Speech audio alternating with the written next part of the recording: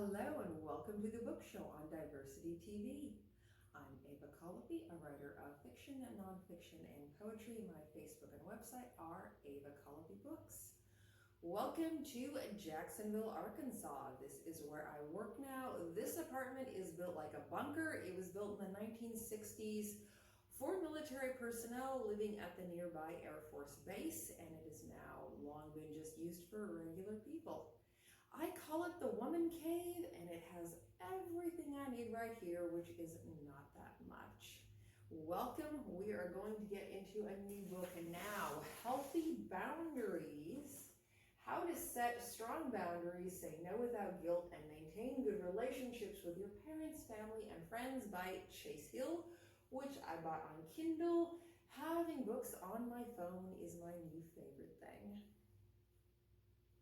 I found this book because I was looking for something to help me set some boundaries after about a year and a half from hell in regards to boundaries with some family or relatives of mine. A part of this, I think, with the relatives was the pandemic. So we were all stuck with each other more at home, and it is harder to go out places and get necessary space from others. But for me, part of it was old habits with family. And then I realized, in another area of my life, me not asserting myself enough in white-collar jobs and kind of letting myself get walked all over in a way that never would have happened back when I was in the working class.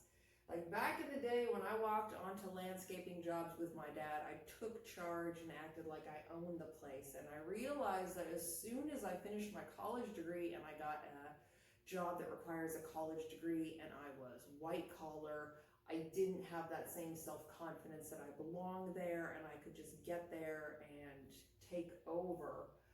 I felt almost like I needed to ask permission to even be there. So I find this book to be a useful tool for everyone to help with little issues like someone trying to force food on you that you don't want to eat, saying, oh, just try it, all the way across the spectrum of personal boundaries to the really big issues like toxic emotional abuse from toxic and dramatic people. Why I was so interested in it is that I thought setting proper boundaries has always been a big issue in my entire family. I read a lot of psychology books in my 20s, partly out of personal interest, but partly so I could understand my family and myself and my place in this family a lot better and understand our issues and try to dig us out of that. Now, I'm not qualified to diagnose things, but if you're reading, for example, the Diagnostic and Statistical Manual of Mental Disorders, which is the Bible of psychology, basically, and a condition has 10 criteria and your mother sounds like 7 or 8 of them, there's definitely something there. So in one book, and I forget which one now, I found that my family went beyond codependent to what is actually called enmeshed. In codependency, people do see each other as separate but maybe forced to lean on each other, and a codependent person will want you to get away. Enmeshed is even further and means more that someone won't even perceive you as separate from them. So, for example, they will view your resources as theirs, your time and money as theirs to use. That was one of the issues with my mother, and she would largely view you as an extension of herself and act as if you existed to fulfill her unfulfilled dreams, to pursue the artistic ambitions that she never did, and so on. Now, she did teach me some good skills like critical thinking, so I'm not trying to just be negative or insult the poor woman, but I am focusing on this issue of boundaries and not having proper boundaries. And she didn't just do that with me, she did that with all of her kids, especially her one son, whom she valued more than the rest of us. So there really wasn't respect for one's privacy. She was very controlling and very intrusive. I could not tell you the amount of times I came back from a bath or a walk and I walked into my room and I could immediately tell some of my things were out of place. Someone had looked through my room. And I wasn't doing anything that would have given a parent de facto permission to look through everything in my room. I wasn't hanging out with the wrong people or using different substances or anything like that. So there was no excuse for this intrusion of my personal space. Another example is that when I was a teenager and there was finally a phone in the house, one phone in my mother's room only, I was rarely allowed to use it, and only if she was in there watching me the whole time and monitoring everything I said. And that would just be to call a business to look for something, see if they had it in stock or something like that, because I had no friends and I was not allowed to socialize. She didn't really want us having anything outside of the household, outside of her control. Imagine how unhappy she was the time she came home from her running endless errands with my brother, and I had figured out how to look up in the yellow pages the non-emergency police phone number and call them and ask what the hours of the city curfew were. I asked if they even had one. It turned out they did, but it turned out she'd been lying about the hours of the city curfew for years, which she refused to admit even when I confronted her with it. Now, as a parent, she could have, of course, said, I have a curfew, you will follow it, and I would have had to follow it. As a parent, you can do that. What I took issue with was being lied to for years, or saying, oh, the city has this curfew, and then it turned out she was lying. And a parent could have just said the whole time, this is my rule, and you will follow it because you're a teenager and you don't get to make the rules. I really couldn't have argued against that. She would not admit that she lied even when confronted with proof, and somehow she turned the whole thing around to convince my brother and sister that I was the problem, everything was my fault, I had done something wrong, even though she was the one who'd been lying for years, when she could have just said, I'm the adult and I'm making the rule. I'm a very independent person, and I really hated this kind of obsessive control. But not all of the control was overt. This was also my experience when I came back to the US after living in Ireland, and I lived with my eldest sister, who's 16 years my senior, for a while. I thought it would be great to get closer and get to know her because Mom did not let us spend time with each other when I was growing up. And my sister was always moving around and didn't really bother to show up or stay in touch with us. She blamed Mom for a lack of a relationship and had stories about how this was all Mom's fault and she had wanted a relationship. But what I have come to see is that she always has an excuse. We didn't exist because we weren't of use to her, and why we never got so much as one Christmas card from her is because there was no value to her. Mom was a convenient excuse. And when she wasn't, it was because it turns out my sister was addicted to meth when I was a kid, which I did not know until actually quite recently. Mom never told us that, and she really should have, because I was mad at her for keeping us away from our sister, and it turned out she had a very good reason why. She should have just trusted us and shared that. But she was always hiding things here and there from everyone. This really explains a main big reason why she didn't want us around our sister, and I respect that. Anyway, my sister will rarely ask you to do things for you. She will rarely come out and ask directly. However, she will do this thing where, like our mom, she acts like everything is a big, huge crisis and she has no way of getting it done, and she rambles on and she's so stressed out and all this sort of thing. She talks on and on about it, and if you're a problem solver like me and like my dad was, her stepdad, you get sucked in. When I confronted her about some things earlier this year, she ultimately threw it all back in my face by saying she hadn't asked me to help.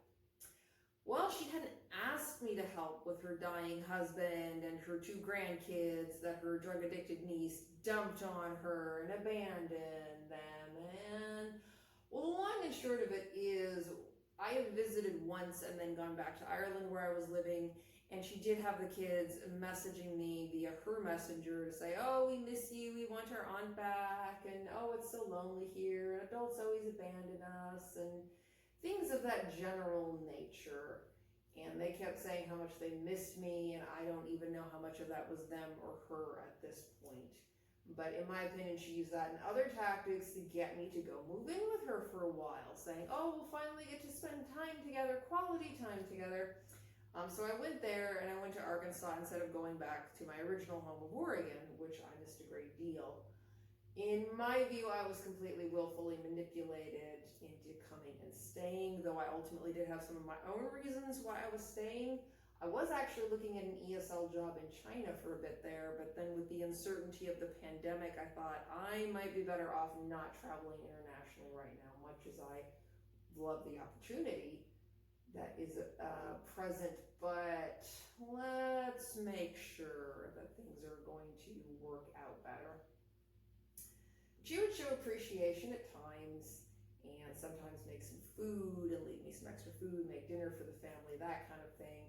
But then oftentimes there'd be these little comments that I would brush off at the time and think, oh, it's not a big deal. But yeah, over time it actually is a big deal because it's judgmental and it's insulting. For example, little comments when I'd help clean up around her home because it was an absolute mess. And at first I thought that was because of how busy and how tired she is. She was often working more than full-time hours. But then I eventually thought this was just a choice. I mean, it is a choice to leave dirty dishes with food on them lying around, and the fact that I would go put them in the sink with soap and water, supposedly that made me a clean freak, and they'd make their little comments, her and other family members make their little comments about, oh, what a clean freak you are, oh, you're being OCD. That's actually not an example of being a clean freak or being OCD, that's just basic general hygiene. And there were dogs in the house, so I'd take the dishes, put them on the floor. My best dishwashers were those doggies, and they loved me because I'd come home and be like, oh, why are there dirty dishes everywhere again? Dogs, here, clean those dishes. I put them in a sink with soap and water. Okay, we're getting a little back on track here with keeping the home up and giving the kids an example of how a home should be run. So I was actually being insulted and belittled, and I didn't really realize it at first because they'd be little joking comments, but over time you realize, this is actually really disrespectful, and I'm coming in here and I'm helping out, and this was my personal time that I'm helping out somebody else's household. There's no reason for them to be talking to me like this. And I might have moved out sooner, but again, there is a pandemic, so a lot of it was hard to go out and find another rental, go anywhere. Very hard to get anything done. Anyone who's gone through the pandemic as an adult or a teenager will understand that, will remember.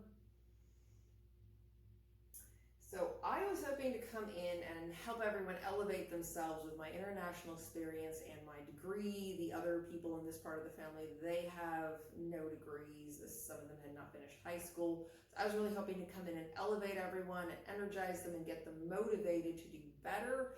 But long term, my opinion is that they were all ultimately trying to drag me down because they were actually resentful that I had this international experience and a degree.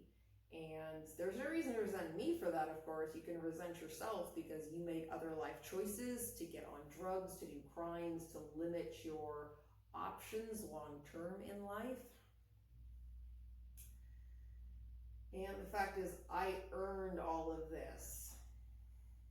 So eventually I was getting back into teaching here. So I was going to get back into teaching in Arkansas. And one school district was interested in hiring me, was clear on the other side of the state. And they understood that can be a real difficulty for people to get down there. So they actually offered to sort of host me for a bit. And they said, well, we can't pay for your gas money. The district won't pay for that, but we can get the school district to pay for one night at a hotel. And we'll take you on a tour around the town and we'll take you to dinner. So it's like, absolutely, I'll go do that. And I was really excited. It's like, oh, that's a nice little thing that they're going to do for me. Wow. And I went ahead and did that, and I took the job and all of that. And I think they were just incredibly, the relatives were incredibly resentful of me because they thought, oh, that's fancy with her college degree and getting this night in this hotel and so on and so forth. But it was largely logistics for the school district because it was clear on the other side of the state. They're still kind of in the middle of nowhere. They're trying to get people to go down there. But instead of appreciating that this was a kind of reward for all my hard work over the years and self-control over the years, they were just incredibly resentful of me. Whereas if the positions had been reversed, I would have been happy for the person. So with boundary issues, there were the relatives and there was work. And the school where I was eventually working had a team lead who would do things like walk into my classroom without asking first. Now, if I'm going to another teacher's classroom, I knock on the door first because I'm going to show them the respect. They have earned that position of being a teacher. We all had to get our degrees. We had to go through all our FBI, our child maltreatment, and our other background checks and do in Arkansas 36 hours of new professional development every single year. There is so much that we do to earn that position of having that classroom and having that role, that I show them that respect. That I'm going to knock on your door, make sure I got your permission before I walk in. She didn't understand that. There was one time I was looking at something, I think I was putting data into Gradebook, my student scores, and I look up and there she is, and I'm thinking, why is she suddenly right next to me like that? This is my room, and she's not showing me any respect. She's no business being in here without knocking on the door first and just asking me. And of course I would have said, yes, but you should ask first. I respect my colleagues and their position. I show them that respect. I don't just walk into your room and completely take over your space without asking you, may I come in? Are you busy? And I plainly was busy at the time. Now the thing is, our boss hated me, so there was no one I could complain to about the issues with her. And if I brought it up to her, she was just going to run and complain about me to the boss, because she was doing things behind my back anyway to try to get me in trouble at work. By the way, in my opinion, this is why women do not have equal status in the world. It's actually not because of men, it's because of women doing bitchy, nasty things to other women instead of building each other up. It is tearing other women down all the time. Typically, in my experience, women in workplaces are very nasty to each other. Less so in my experience with the two African American women bosses I've had, but that's just been my limited experience with them. Whereas in my experience, a lot of times if you're working with white women, you will have so much insane, psychotic, toxic drama, you won't even know what to do. But I mean, that's just been my experience. Maybe other people have had more positive experiences with women. Now, I don't believe in holding women back. I believe in aspiring for the equality of all people and having everyone have equal opportunities to achieve their full potential. But I'm wondering what bad habits these women have inherited and bad routines that they've gotten into that we could start trying to dismantle, so we are building each other up instead of tearing each other down. And part of why our boss hated me was because the school figured out I was the one that told the students that there were secret microphones in the bathrooms recording them without them or their parents' knowledge or consent. I found a discreet way to let them know. They had not even told the staff members about it. I found out because one time one of my students, who was one of my smartest students, had some of the worst behavior, but he was actually really smart. He just had a bad home life. He got pulled out of class, which I already didn't like, of course. But he got pulled out of class. Some principals talked to him. He came back completely angry, circling around the room, checking up on everyone, get back over to where he is about what happened, what's going on, are you okay, is there a problem? And he said, oh, they played a recording of me in the bathroom. And it was something he said in the bathroom where he didn't actually say a cuss word or anything illegal. There was nothing where he was guilty of any misconduct. But they had played a recording, they heard him saying something in the bathroom that they wanted to follow up on, which is that he said it smelled like marijuana in there. Not that he had touched it or he was using it or he saw anyone using it, but he said, oh, it smells like marijuana in here. And he came in completely angry because it meant they were recording them in the bathroom. And they hadn't been told, staff hadn't been told, so I guess they were recording us the odd time we used a student bathroom before the school was open, when we were doing our training there for 2 weeks, our professional development training. And they hadn't told us, and you don't have a right to record people without telling them. I don't care if it is legal, it shouldn't be, and it's morally wrong. People have a right to know if they are being recorded. In the school where I work now, there are cameras everywhere, and they are very clear right up front. There are cameras. Assume you're being filmed at all times unless it is a bathroom or a locker room. Everywhere else we have cameras, we have microphones. They just let you know up front, and you see where the camera is in the classroom. That's fine because you know they actually tell us. But this made me very unpopular at work, and my bosses hated me for that. They were trying to catch the students out on things. I understand some of them were doing things that they shouldn't be, but also my opinion was we shouldn't be trying to catch out the students and get them. We should be trying to help them do better.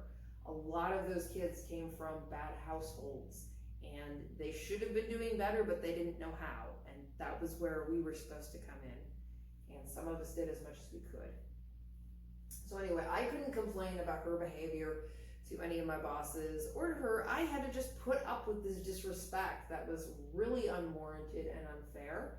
Even when she spent months doing disrespectful things, such as she had one of my students, in my economics class, was in her study hall, and she would be asking that student behind my back what we were doing in my class and trying to catch me out on something. And that student liked me and didn't like her and was not happy with her and stopped speaking to her.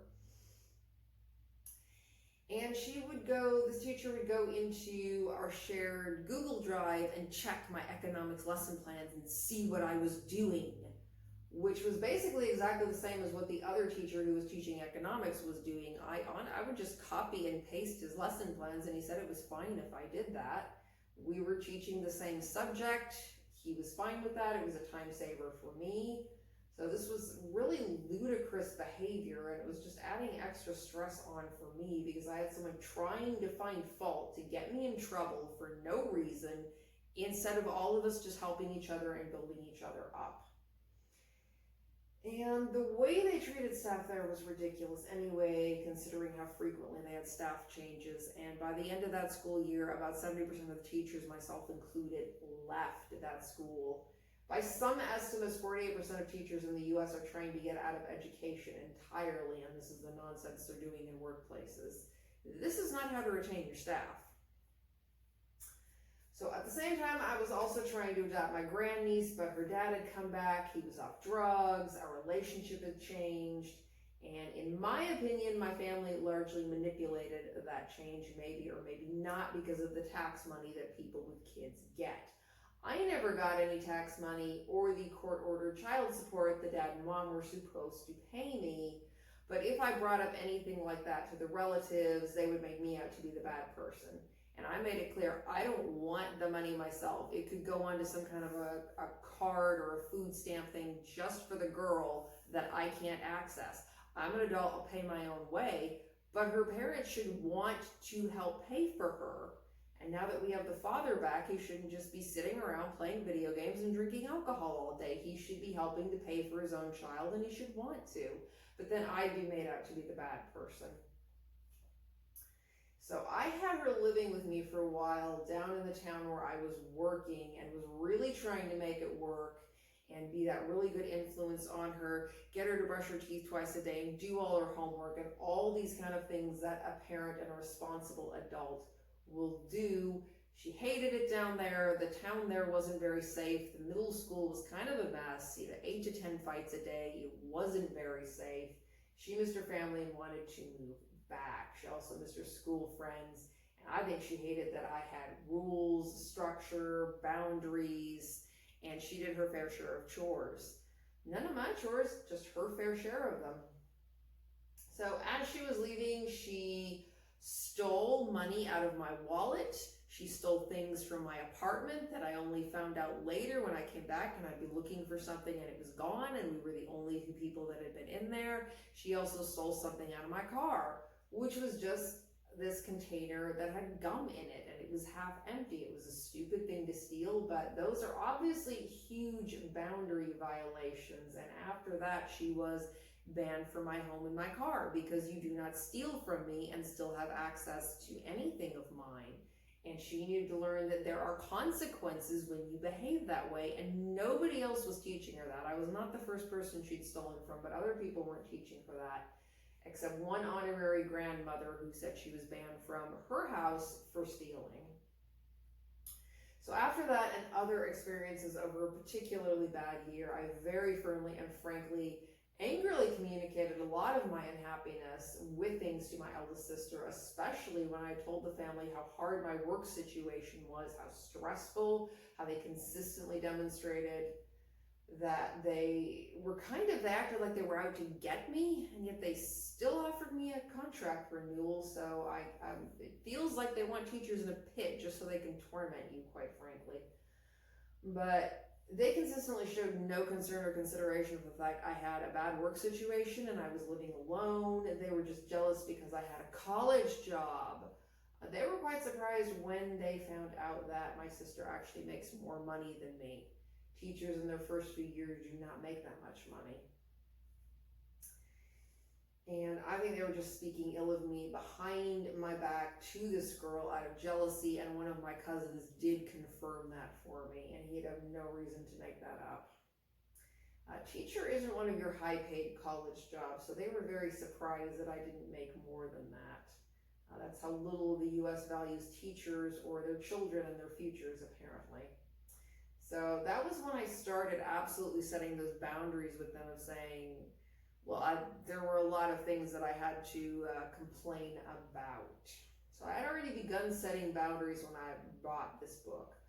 But for me, with most of my relatives, I had to simply cut them out of my life. They do not respect boundaries. You can address it with them. They will either deny it or they'll turn it into more drama to try to get you to feel sorry for them about how they don't know how to behave properly and why it is.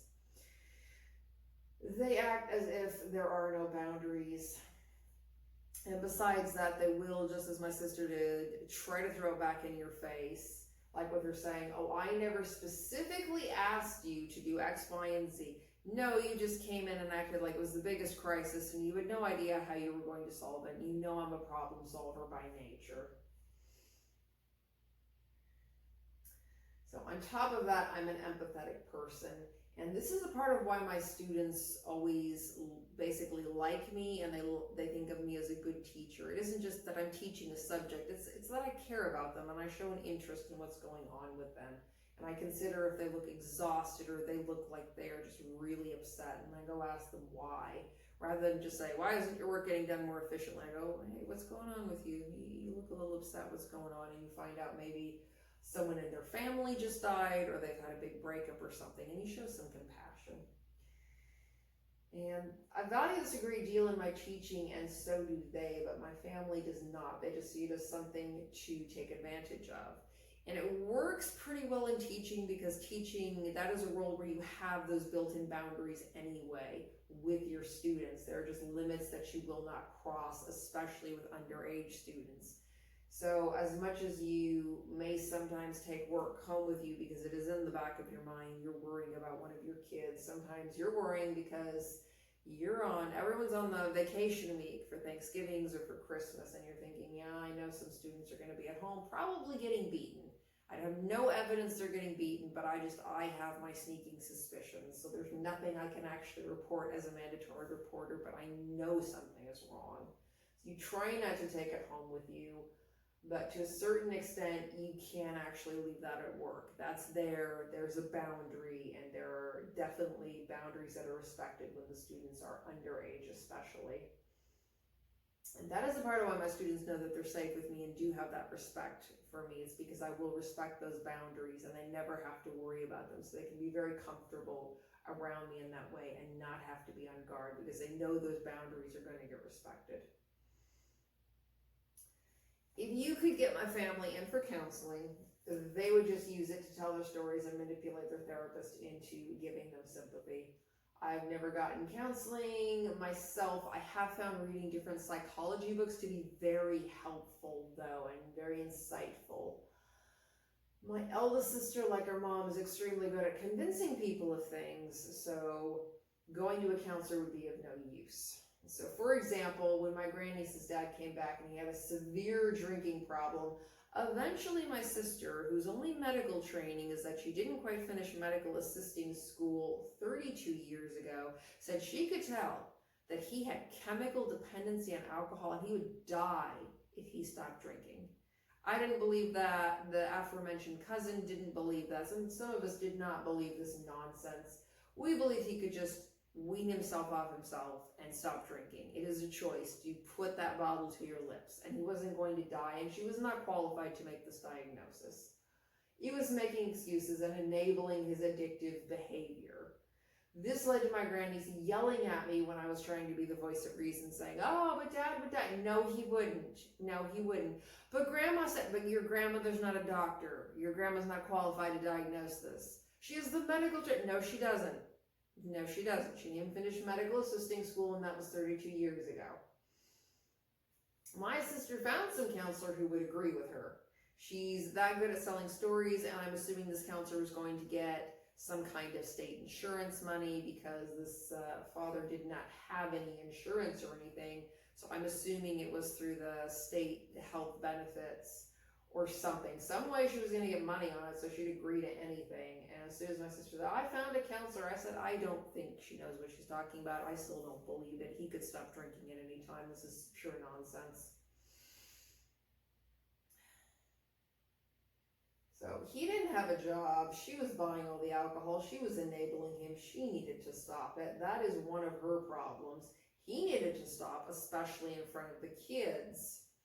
I also said they need to take my old mini fridge that I had left there when I moved down to the other town to the teaching job. I said, take all your alcohol, put it in there, lock it up in your bedroom. The only room in your home that has a proper functioning lock, besides what used to be my bedroom, because I put a new doorknob in that had a lock. I said, you need to lock up your alcohol, keep it away from the kids. They didn't do it. They didn't do it. When I was moving this girl back up there to go back to her old school and her friends and all that, I had temporarily moved her in with a family, with a friend of hers. And I think this was a bit of a wake-up call for them, that someone being the voice of reason is saying, you're drinking too much, you're leaving alcohol where the kids can get it. I don't want her in that environment. She's going over here. Then it didn't seem like so much work for them to lock up the alcohol and keep it away from the kids, which was obviously something very simple that could have been done the whole entire time. After that, I did move her back in with family for a number of reasons, such as her fighting with the new family and storming off without regards to what adults said. She'd make an announcement, I'm leaving, I'm going to go for a walk, and wouldn't understand that you're 12, you cannot make those decisions for yourself. You need to ask permission. You need to look at what time of day it is, and an appropriate time for a 12-year-old girl to be walking alone around the neighborhood, maybe at night. She didn't like that when she lived with me, there were rules like that, and I was on top of things all the time. And yet she understood to a certain extent that that was out of love, but to a certain extent she just nonstop rebelled against it. She asked me to give up guardianship, made it clear she wanted me to give up guardianship and go back with these relatives. She's 12. In a custody dispute, a 12-year-old is considered old enough to decide which parent they want to be with. So as far as I knew, to follow the law completely, she could decide who she wanted to be with, parent or guardian.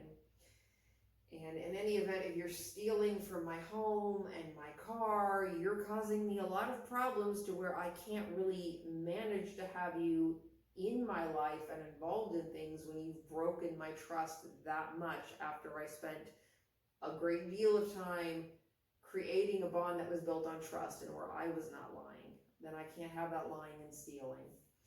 These are the kinds of values she apparently learned from the family she'd been around before me. So then she wanted nothing to do with me. To one extent, I simply have to respect that. And besides, I had been sick for months with, I think, a gallbladder infection, though they never properly diagnosed it because the medical staff I was dealing with were frankly lazy idiots that didn't want to do their jobs. But I had my work situation. I was on the other side of the state. I was very sick. I could not actually take on another thing at the time.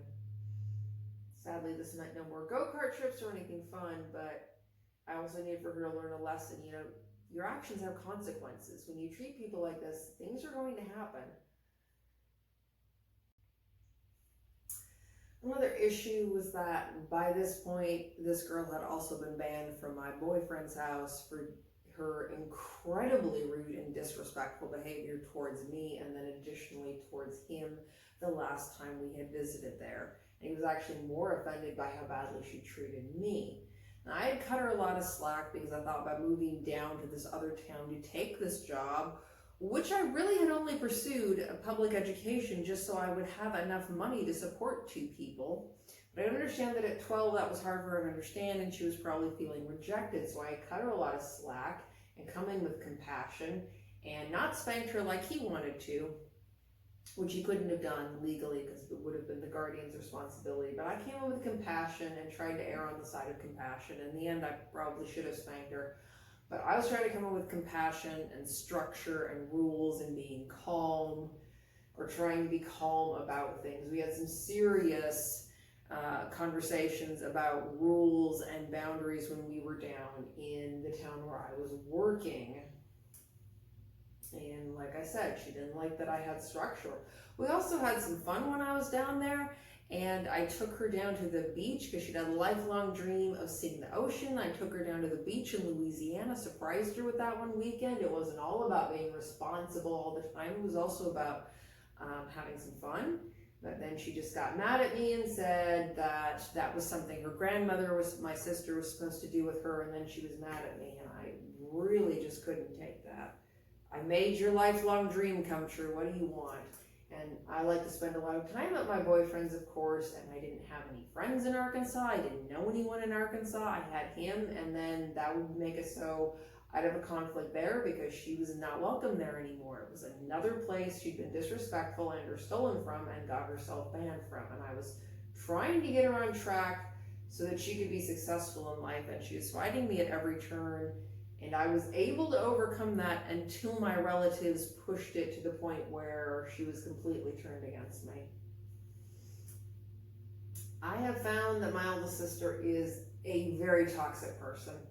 I really wanted to have a better relationship with her, but that is not possible. I want to help her improve her life. That is also not possible. But I realized I was almost feeling a survivor guilt or a successfulness guilt that I had gotten out of poverty and gotten this degree and gotten international experience. Only later I realized I shouldn't feel like because of that I have to go make it happen for everyone else. They have to go make it happen for themselves. That is not my responsibility. And my sister's the kind of person who has a story for every time she did not make the better decision in her life, and it's all excuses. That's all it is. It's not taking responsibility for yourself as an adult should.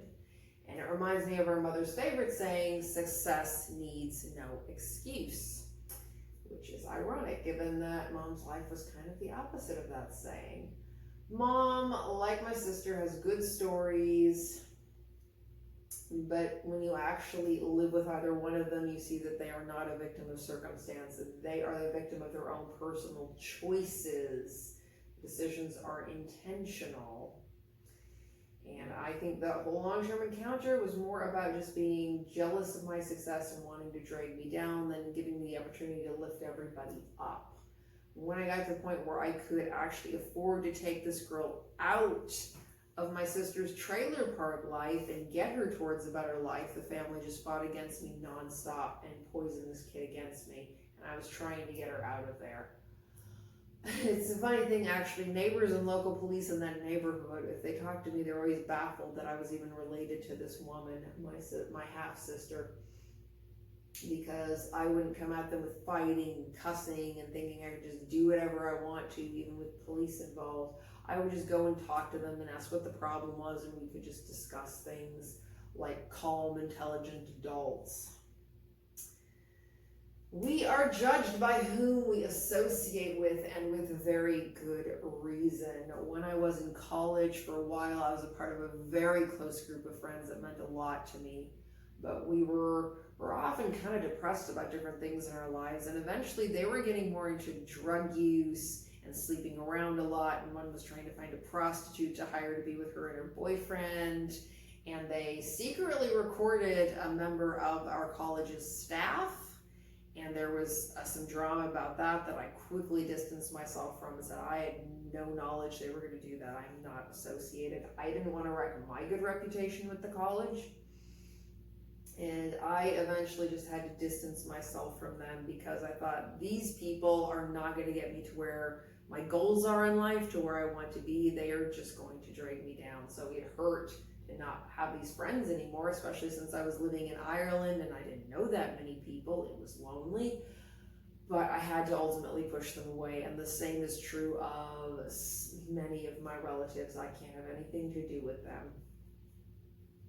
So for me, in some ways, just reading sections of this book about boundaries where he gives examples of boundary violations, of where people are being toxic I found it felt healing to me. It is a validation of saying, yes, that is actually toxic behavior. That is someone else doing something they should not be doing. I was right and they were wrong. So I found that very healing and very kind of uplifting. It had that sense of sort of breathing fresh air into your heart and soul. Yes, this is toxic. I was right to get these people out of my life, and I was right all along. I'm not going to put up with these disrespectful people. And as far as my work situation is concerned, as I was coming into the new school I was working at, I was very polite but very clear about some boundaries on my side and some expectations, because I have to put together a portfolio. I pretty much have it done now, but this portfolio for the state of Arkansas to get my permanent Arkansas teaching license. I was very clear on how there were some needs that I was going to have in relation to that, and those needed to be respected. And I haven't had an issue with that at the new school. And I'm just not going to put up with those kind of boundary violations again. Particularly because at this school, I have bosses that don't just hate me for no reason. Or hate me because I told the students that something, frankly, immoral was going on, recording in bathrooms without knowledge and consent of parents and kids. And I've also sold some of my teaching materials on teacherspayteachers.com and classful.com, and that has been a boost to me as someone coming from the blue collar background to be in the white collar world and make these teaching materials. And this means other white collar professionals have bought my materials and found them useful. That's very validating to me, so I've been very happy with that. And I have found that when you stop having to put up with people and them thinking that they can just use you, you find there are actually a lot of hours in the day. You have a lot more time than you ever did before, and more energy, and you feel better. You have more physical energy, and you feel better about yourself as well. So I highly recommend this book as a starting point. I'm just explaining some of the toxic nonsense that I've been through to make it clear this book can help you with minor boundary violations and big boundary violations, and it's very validating. And if you have been in a situation where you really feel like your boundaries have been violated, you're probably right. They're your boundaries. Now, I know our society these days likes to get offended about everything, and I'm not for people becoming hypersensitive and getting offended about everything, but they're your boundaries, not somebody else's, and that does need to be respected. For example, if you're the kind of person who really just likes a space bubble around you of about a yard, a meter of space, people really don't have a right to get into that. And that is fine that you feel that way about it. There might be a situation you're riding an elevator or something where it's unavoidable, but otherwise people should respect that you just don't want them in your space. It is your space, it is your boundary. Or if someone wants to borrow your car and it bothers you every time, it's your car that you pay for. No one should be borrowing it if you're not okay with that. These are your boundaries and they should be respected. And I think it's very helpful to read this book and get that sense of, yes, I have a right to set those boundaries. And it is not just women like some people would think. The book was written by a man. He had a girlfriend before that would violate boundaries. So it could be either way. You shouldn't just think, oh, it's only about women, or if I'm a man, no one's violating my boundaries. You don't know that really until you look at this book and really think about it. What is a boundary violation? What is my comfort zone where I feel like I am being respected and my boundaries are being respected? And where is that line when someone's crossed it and it's gone too far? This will help you to set those boundaries, whether you've started on it before or you have not. I really think it is important for you, for your own health and well-being, to have those boundaries set, to have people respect them, to not feel like you're getting walked all over or intruded on all the time. This book will help you to find that and find ways of setting those boundaries and enabling you to feel healthier and calmer by not having people intruding on your boundaries and your space like that. So thank you for watching the book show, and I hope you find what you're looking for.